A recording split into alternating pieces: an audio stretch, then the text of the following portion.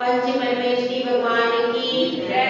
1008 श्री शांतिनाथ भगवान की जय। परम पूज्य आचार्य श्री आदि सागर महाराज की जय। आचार्य श्री महावीर कीर्ति महाराज की जय। आचार्य श्री विमल सागर महाराज की जय। आचार्य श्री तरुण सम्राट सन्मति सागर महाराज की जय। आचार्य गुरु सुंदर सागर महाराज की जय। अहिंसा में ईश्वर धर्म की जय। जिनवाणी माता की जय। बोलो सुमति माता जी की जय। धर्म प्रेमी अभ्यास इस संसार में सब व्यक्ति किसी न किसी विकल्प को लेकर के जी रहे हैं। जो संकल्पों में जी रहे हैं वे सुखी हैं और जो विकल्पों में जी रहे हैं वो व्याकुल हैं। विकल्प व्याकुलता उत्पन्न करता है और संकल्प सुधार की तरफ ले चलता है। जैन दर्शन संकल्प में जीने की कला को सिखाता है और विकल्पों की व्याकुलता को कम करता है। यह जैन दर्शन की विशेषता। जो हम नियम लेते हैं, नियम लेने से पहले संकल्प से उबरने की बात नहीं की जाती, संकल्प से संवरने की बात की जाती। अगर आपको जिंदगी को संवारना है तो क्या करना पड़ेगा? संकल्प ग्रहण करना पड़ेगा। जैसे ही हम संकल्प ग्रहण करते हैं जिंदगी संवरना शुरू कर देती है। एक छोटा सा संकल्प जो हम नियम कहते हैं वह संकल्प ही तो है। जो हम जिसको हम नियम कहते हैं वह वास्तव में संकल्प है और उस संकल्प के माध्यम से हम अपने जीवन में संवरना शुरू कर देते हैं। अगर आत्मा को संवारना है तो आत्मा को संवारने का रास्ता संकल्प से शुरू होता है और शरीर को संवारने का रास्ता कहाँ से शुरू होता है? शरीर को संवारने का रास्ता बाह्य श्रृंगार से शुरू होता है। शरीर को संभालना है अथवा आत्मा को संभालना है, यह निर्णय आपका है। संकल्प की डोर से जिसने अपने मन को बांध लिया है वह व्यक्ति कभी भी भटकता नहीं है। गुरु संकल्प की मरुभूमि है। संकल्प की भूमि कौन सी है? संकल्प की उर्वरा भूमि कौन है? गुरु। जिसने संकल्प को अपने भीतर जीवंत कर दिया, संकल्प के ऊपर चल रहा है, वह है गुरु। और वही संकल्प की उर्वरा भूमि से आपके लिए उपदेश देता है कि संकल्पों को कैसे पूरा करना। जीवन में संकल्प हमेशा बड़ा होना चाहिए।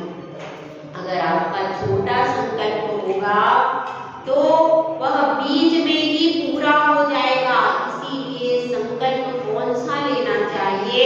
संकल्प लेना चाहिए कि मैं परमात्मा बनूं।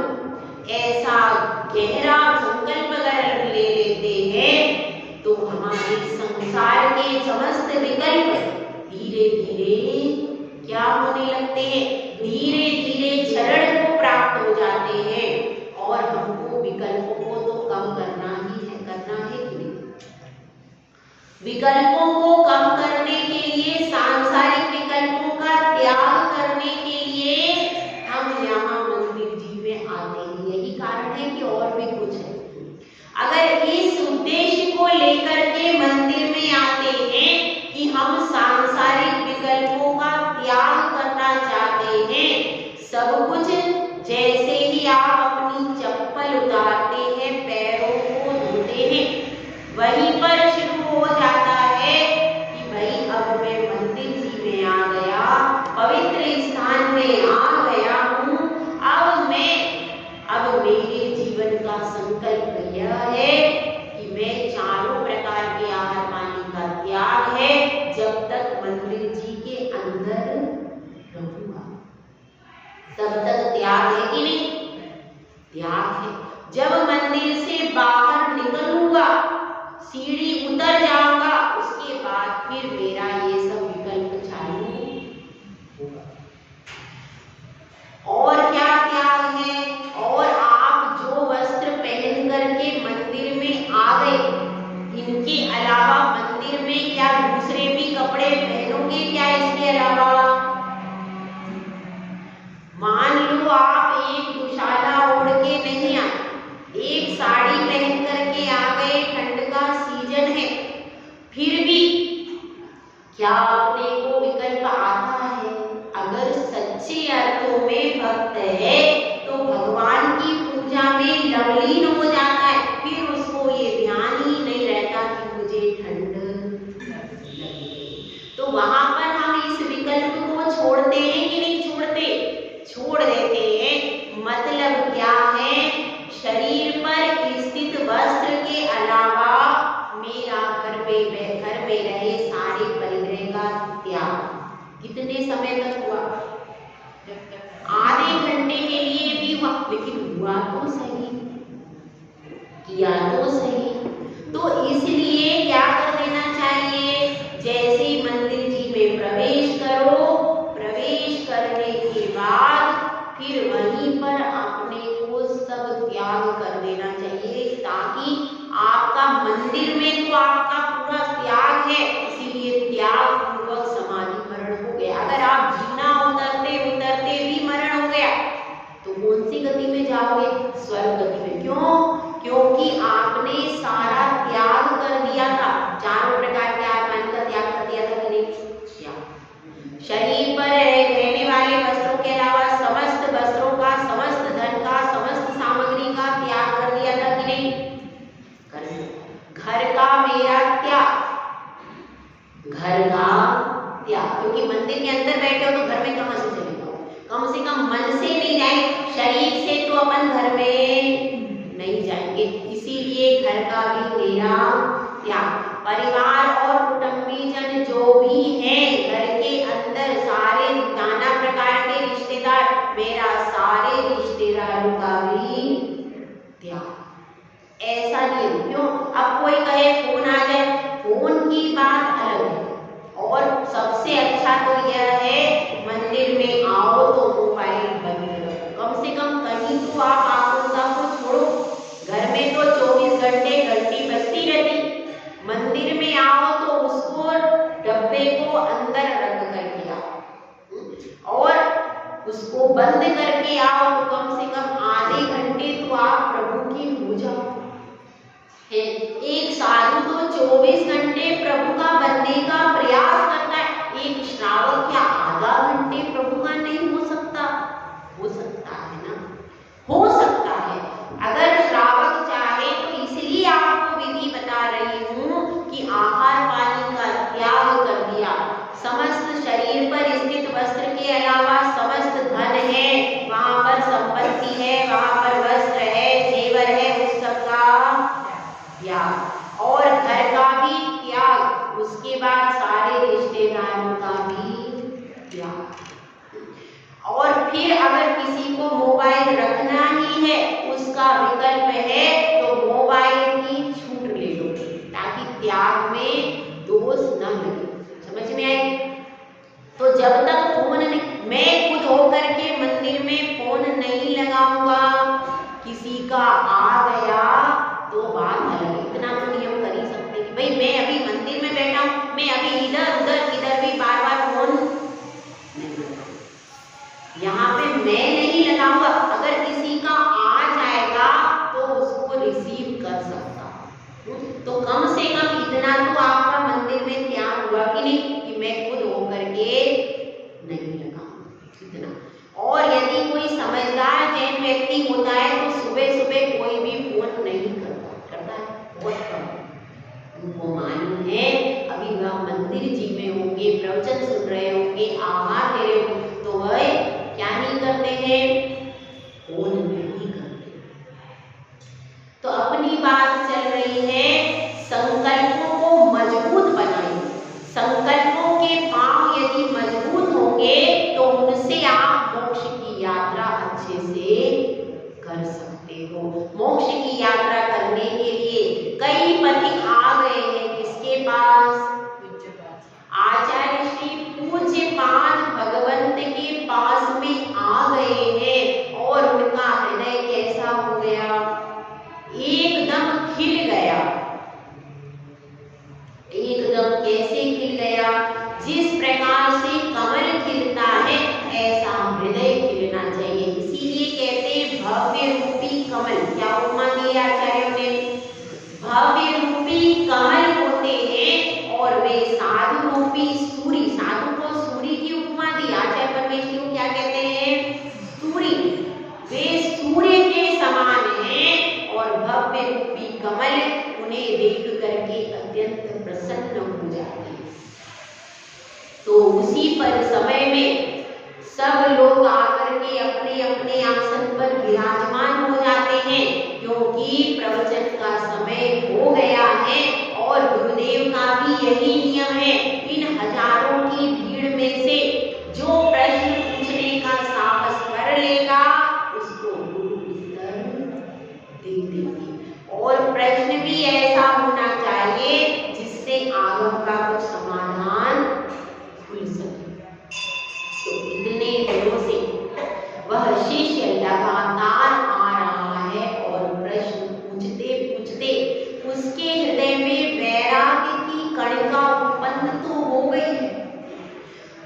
वह वैराग्य का दीप जला तो है लेकिन उस पर ओट नहीं हो पा रही। दीप जल रहा है, लौ कांप रही है, लौ कांप रही है और उसको ओट नहीं दे पा रहा है, क्योंकि ओट तो संयम से आती है और उसके मन में कभी इधर कभी उधर इस तरह की नाना प्रकार के विकल्पों की पूरी मृगमरीचिका सी बिछी हुई है, जाल बिछा हुआ है। और वह उस जाल के बीच जब वह कक्ष में आता है तो बाहर से अपने आप को मजबूत दिखाता है, अंदर से तो अंतर्बंध चलता ही रहता है। तो बाहर से वह प्रश्न कुमार मजबूत दिखाता हुआ और आकर के गुरुदेव के समक्ष प्रश्न करता है कि हे गुरुदेव, आपने कहा संसार में मोह की पूरी क्या है? मोह का जाल बिछा हुआ है, मोह का चक्र बिछा हुआ है। सब लोग इस मोह के चक्र में फंसे हुए हैं और यह सुख दुख भी कल्पना है। लेकिन गुरुदेव एक बात बताइए, जब व्यक्ति को रोग रूपी विपत्ति दिखाई दे रही है कि नहीं? दिखाई दे रही है। दरिद्रता रूपी राक्षसी उसको दिख रही है कि नहीं? दिख रही है। घर में भी आए दिन किसी ना किसी का मरण हो रहा है, यह उसको दिख रहा है कि नहीं? बिल्कुल दिख रहा है। जब सब कुछ उसको दिख रहा है, समझ में आ रहा है, तो उसको वैराग्य क्यों नहीं हो रहा? समझ में आई आप लोगों को बात?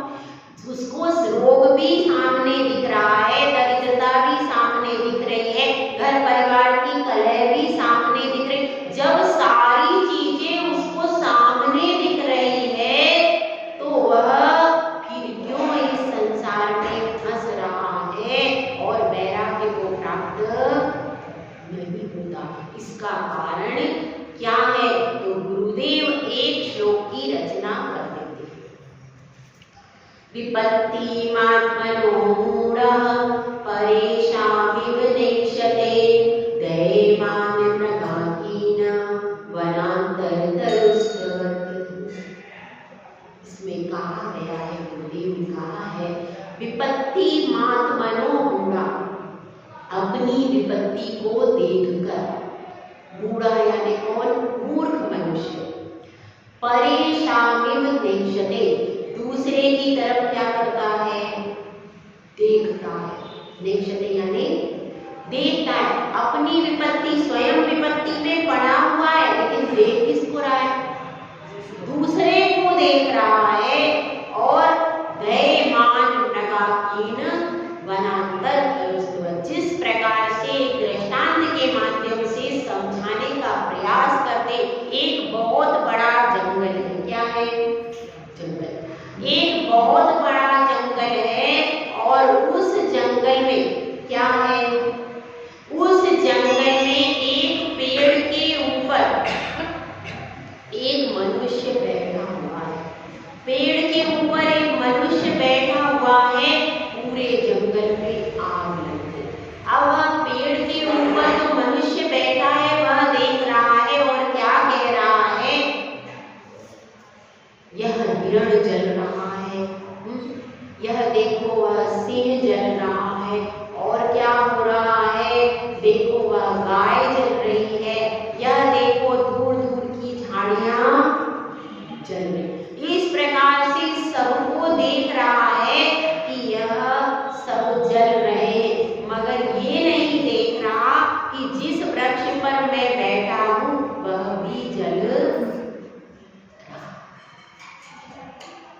क्या अपन इस तरीके का विचार करते हैं? इसमें यही बताया है, नीचे की लाइन में देख लेते हैं, परेशानित नेक्षते दयमान मृगापीड, जलते हुए मृगापीड यानी पशुओं और पक्षियों से भरे हुए वन में बैठा हुआ, वनांतर वन के मध्य में बैठा हुआ तरुस्कवत, तरु के ऊपर स्थित वह व्यक्ति जो तरु के ऊपर स्थित है, दहमान मृगापीड, जलते हुए पशु पक्षियों से भरे हुए वन को देख करके वृक्ष पर बैठा हुआ व्यक्ति ये कहता है कि हिरण जल रहा है, ये शेर जल रहा है, गाय जल रही है और यह वृक्ष जल रहा। लेकिन मैं जिस वृक्ष पर बैठा हूँ वह भी तो जलेगा कि नहीं जलेगा, जब वन में आग लगी तो।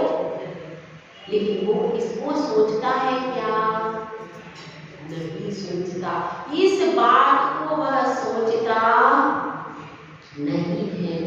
एक बहुत पुरानी छोटी सी कहानी है, उसको सुना करके अपनी बात को पूरी करेंगे। एक घर में ऐसा हुआ कि बेटे का मरण हो गया। बेटे का मरण हो गया, बूढ़ी अम्मा बड़ी दुखी हुई और वह महाराज के पास जाती है। महाराज के पास जाकर के कहती है, महाराज मैं बड़ी परेशान हूँ, आप कोई रीति बताइए, सिद्धि बताइए, मेरे बेटे को जीवित कर दीजिए। मेरा एक ही बेटा था और वो भी चला गया, आप कोई उपाय बताइए। तो महाराज कहते मैं तो बड़ा परम रीति का धारी हूँ, तुम्हारा बिल्कुल काम हो जाएगा। बुढ़िया बड़ी खुश, बढ़िया बात है, महाराज काम कर देंगे। तो उन्होंने कहा हाँ महाराज बताइए, लेकिन तुम कुछ सामग्री ले आओ।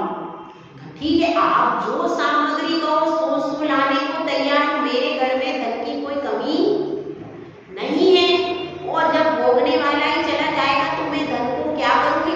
मैं सामग्री जो आप कहो, जैसी कहो वैसी ले आओ। उसने कहा कुछ नहीं, ज्यादा नहीं चाहिए, बस थोड़ी सी सरसों लाना है। अरे महाराज जो कहोगे सो ला दूंगी, आप सरसों जैसी छोटी चीज क्यों मांगते हो। अरे नहीं, मुझे तो थोड़ी सी बस सरसों चाहिए। ठीक है, सरसों ले आऊंगी, कैसे ले आऊं, कितनी ले आऊं, कुछ नहीं, बस एक मुट्ठी भर सरसों लानी। ठीक है, मुट्ठी भर सरसों ले आऊंगी मैं, कोई बात नहीं है। हाँ मगर देखो कहाँ से लाओगी। तो गुरुदेव जिस दुकान से आपको उससे ले आऊंगी, आप जिस नगर से कहो उस नगर से ले आऊंगी, जहां से कहोगे वहां से ले आऊंगी। एक बार आप बताओ तो सही। तो गुरुदेव कहते भैया सरसों उस घर से ले आओ जहां पर कोई मरा नहीं हो, जहां पर कभी कोई मरा नहीं हो, उस घर से एक मुट्ठी सरसों ले आओ। ठीक है, बुढ़िया खुश गई, जगह जगह हर घर में गई, सब घर में पूछा, किसी घर में कोई मर गया, किसी घर में कोई मर गया, पूरे नगर में घूमती फिरी बुढ़िया। लेकिन एक भी घर उसको ऐसा नहीं मिला जहां पर कभी कोई मरा नहीं।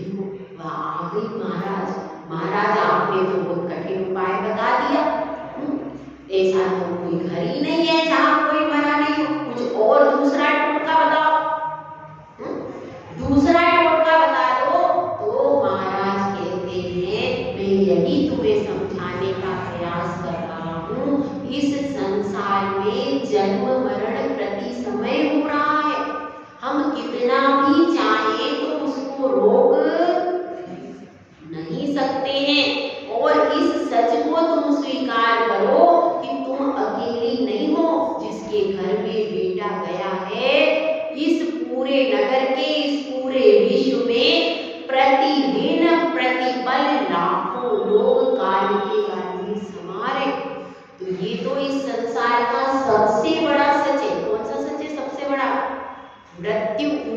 इस संसार का सबसे बड़ा सच है मृत्यु, और कोई ना कोई विपत्ति प्रति समय सबके साथ में लगी हुई है।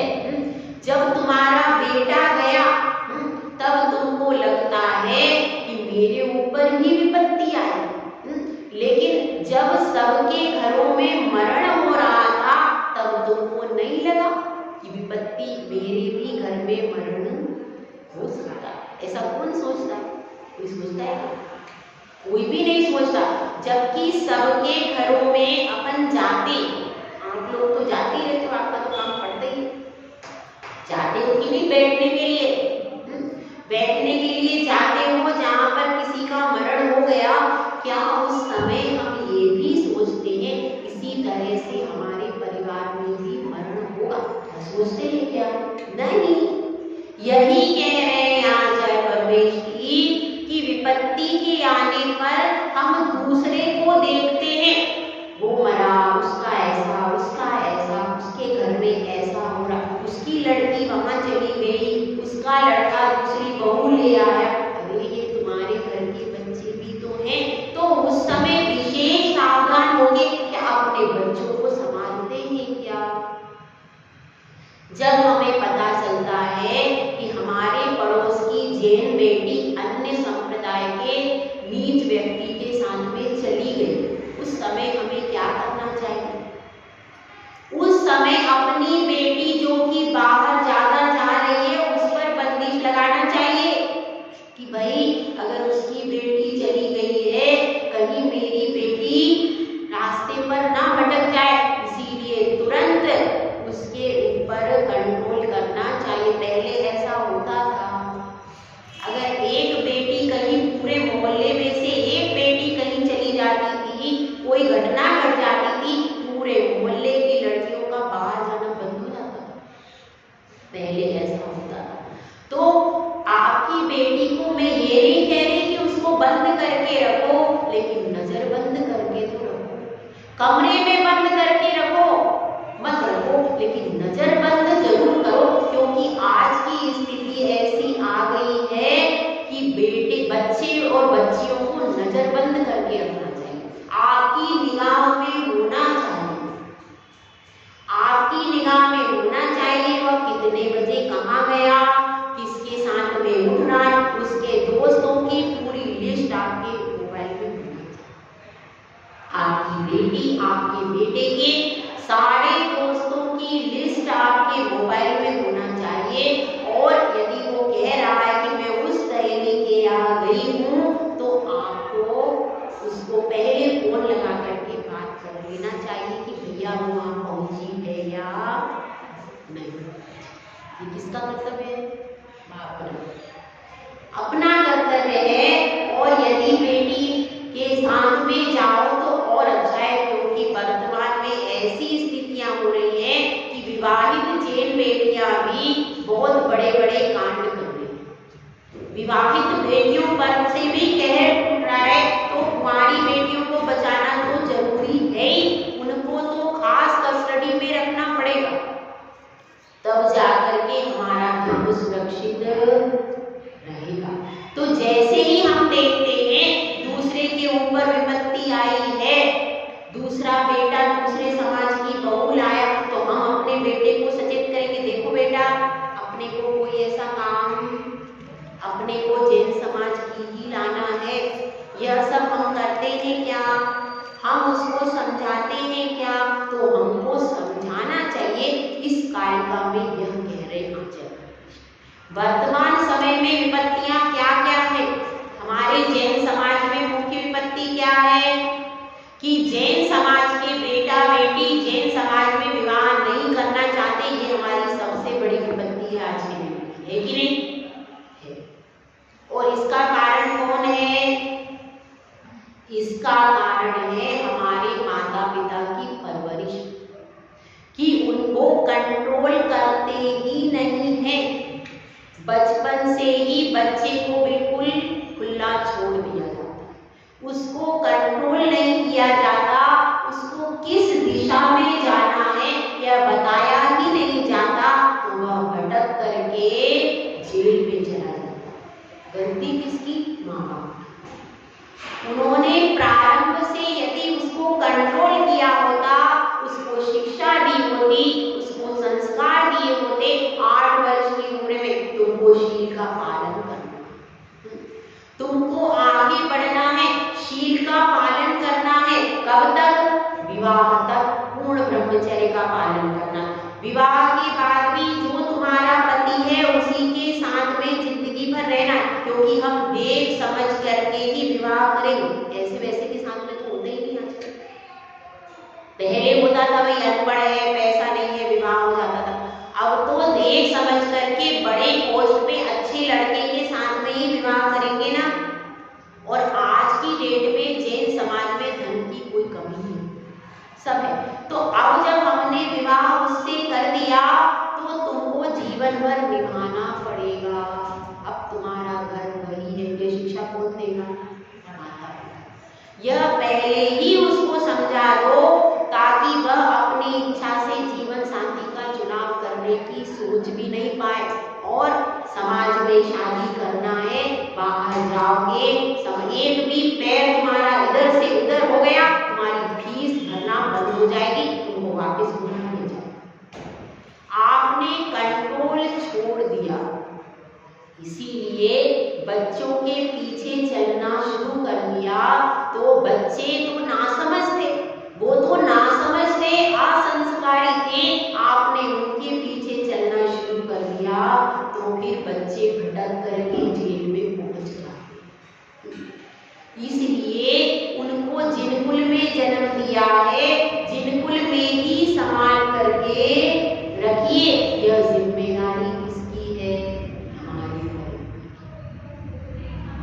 तो अब यह बात समझा रहे आचार्य परमेश की, विपत्ति आती है, उस विपत्ति को देख करके समझो कि हमारे ऊपर ये विपत्ति ना आए, इसके लिए सावधान हो जाए, वही समझदार कहलाएगा। यदि हम विपत्ति के आने पर सामने देख रहे हैं कि इसके यहाँ पर ऐसा हो, सामने विपत्ति हो रही है कि नहीं? आज समाचार पत्रों में कितना जैन समाज के बेटा बेटी के बारे में आ रहा, पहले आता था इतना, अब तो उसको देख करके क्या हमको सचेत नहीं होना चाहिए? हमको सचेत होना चाहिए, क्योंकि घर किसी भी एक भी जैन बेटी के साथ में अगर कुछ होता है तो पूरी समाज और पूरा धर्म उससे प्रभावित होता है। तो इसलिए विपत्ति को देख करके ये नहीं सोचना कि भाई कल आज उस पर विपत्ति आई है, कल मेरे घर पर भी विपत्ति आ सकती है। इसलिए समझदार व्यक्ति क्या करता है? समझदार व्यक्ति उस जलते हुए वन से, पेड़ से उतर करके अपने सुरक्षित स्थान को प्राप्त कर लेता है, जल्दी से भागकर। भैया मैं जब तक ये इस पेड़ पर आग नहीं लगी, इधर आग नहीं है, तो मैं तुरंत यहाँ से भाग करके सुरक्षित किसी नगर में चला जाऊं। समझदार व्यक्ति को क्या करना चाहिए? यही करना चाहिए। उसी प्रकार से जब तक आपकी कुटिया में आग नहीं, तब तक अपनी आत्मा को रत्नत्रय से सुरक्षित करके निकाल लो। अगर आपके पास कुटिया है, कुटिया में बहुत सारे रत्न रखे हुए, ठीक है, कुटिया है और कुटिया के अंदर रत्न रखे हुए। अब आग लग गई कुटिया में, कुटिया में आग लग गई, बाहर से आप देख रहे हो घास फूस जल रहा है, लेकिन अभी आग अंदर नहीं पहुंची। तो क्या करना चाहिए? बाकी सारा सामान बचाना तो संभव, अब तो अपनी जो कोठरी में रत्न रखे हैं, अगर अपन रत्नों को निकाल ले तो समझदारी है कि नहीं? समझदारी है। तो साधु परमेश्वरी यही कार्य करते हैं कि वे जान रहे हैं कि रोग रूपी अग्नि से, मृत्यु रूपी अग्नि से ये शरीर रूपी कुटिया जलती जा रही है। यह जल रही है तो यह रत्नत्रय को इसमें से निकाल लो। तो वो क्या करते हैं? वो पूरा अपना ध्यान रत्नत्रय के ऊपर लगा देते, पूरा ध्यान अपनी आत्मा के ऊपर लगा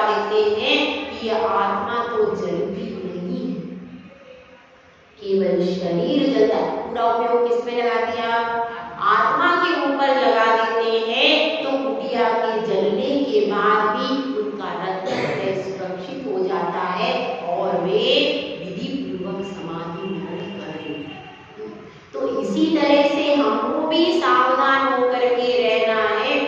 बाहर विषय और कषायों की बहुत बड़ी आग लगी है, संसार में लगी है कि नहीं?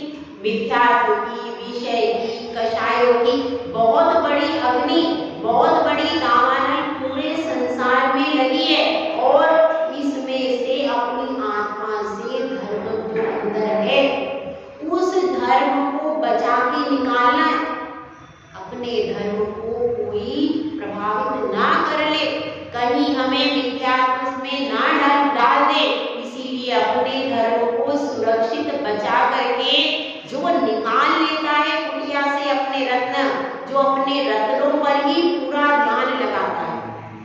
कुटिया में घास भी है, फूस भी है और भी चीज है, लेकिन उस व्यक्ति का ध्यान किस पर है? जो रत्न की कुंडली लगी हुई है उसी के ऊपर पूरा ध्यान रहता है। इसी प्रकार से हमको भी प्रयास करना चाहिए कि हमारे जीवन में जो रत्नत्रय रूपी धर्म है, जो हमारी आत्मा का स्वभाव है ज्ञान दर्शन, उस पर ही हमको पूरा फोकस करना चाहिए। यदि हम उसको फोकस करते हैं तो विपत्ति में जैसे वह व्यक्ति दूसरों को देख रहा है, यदि हम स्वयं को देखेंगे तो क्या होगा? विपत्ति से मुक्ति प्राप्त हो सकती है। तो इसी प्रकार से हमें विचार करना चाहिए। अब वह कहते हैं पूज्यपाद स्वामी, हे प्रश्न कुमार, तुम्हारी भी स्थिति ऐसी ही है, तुम ही पर की तरफ देख रहे हो। मेरे घर की दीवार दे गई और क्या हो गया? मेरी बेटी बीमार है और माँ को क्या हो गया? पत्नी रो रही, पोता पोती रो रहे। ये सब तुम्हें क्या दिख रहा है? ये सब परद्रव्य है। तुम्हारी दृष्टि अपनी स्वद्रव्य की तरफ नहीं जा रही है कि इसको जरा रूपी राक्षसी प्रति समय जला रही है कुटिया को। कुटिया जर्जर हो रही, तुझी कुटिया जर्जर हो रही, पाँव कपड़े की नहीं, कुटिया जर्जर हो रही है और पाँव कपड़े, तो तुम इस कुटिया में अपने रत्नत्रय को प्रकट कर लो। अगर तुमने इस कुटिया जर्जर होकर के और गिर गई, उसके बाद यदि तुम कोशिश करोगे तो भी रत्नत्रय गुण के द्वारा समाधि नहीं कर पाओगे। इसलिए तुम अब भी अपना विचार करो, पर की तरफ मत देखो। पर की तरफ देखते देखते अनादिकाल से संसार में रो रहे हो। अब यदि इस रुदन से बचना चाहते हो, इस जलन से बचना चाहते हो, तो अपने रत्नत्रय को सुरक्षित इस कुटिया में से निकाल लो। और ऐसा उद्बोधन सुन करके उस कृष्ण कुमार की झूले हिल गई। एकदम से वह हिल गया और बड़ा सोच रहा है कि भाई बात तो एकदम गुरुदेव ने सही कही है, गुरुदेव ने सही बात कही है। मैं कहाँ इस प्रपंचों में लगा हुआ हूँ, कहाँ इन प्रश्नों में घिरा हुआ हूँ। मुझे तो अपनी आत्मा की ओर सोचना चाहिए और वह अब अपनी आत्मा की ओर सोच रहा है। आप भी अपनी आत्मा के बारे में चिंतन करो। खाली प्रवचन सुनने से कुछ भी नहीं होता। जब तक उस प्रवचन का जो रहस्य है, उस रहस्य को यदि हम अपने हृदय में धारण नहीं करते, उस प्रवचन के द्वारा यदि अपने जीवन में कुछ सुधार नहीं होता है,